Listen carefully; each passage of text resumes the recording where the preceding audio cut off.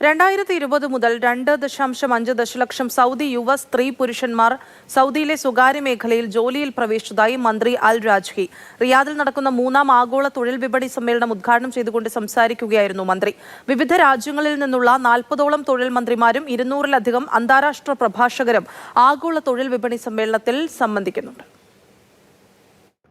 സൗദിക്കകത്ത് നിന്നും പുറത്തു നിന്നുമുള്ള 10,000-ലധികം പ്രതിനിധികൾ സമ്മേളനത്തിൽ പങ്കെടുക്കുന്നുണ്ട്. ഭാവിയിലെ ജോലി രൂപപ്പെടുത്തുന്നതിനുള്ള ഒരു ആഗോളവേദി എന്ന നിലയിൽ GLNC-യുടെ പങ്കിനെ അടിവരയിടുന്ന 50-ലധികം സെഷനുകളും പരിപാടികളും 3ാം ആഗോള സൗദി വിപണി സമ്മേളനത്തിൽ ഉൾപ്പെടുന്നു.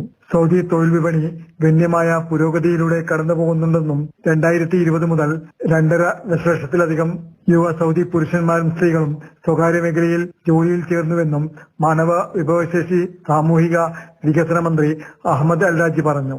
ഇന്ന് റിയാദിൽ ആരംഭിച്ച 3ാം ആഗോള തൊഴിൽ വിപണി സമ്മേളനം ഉദ്ഘാടനം ചെയ്തുകൊണ്ട് സംസാരിക്കുകയായിരുന്നു മന്ത്രി.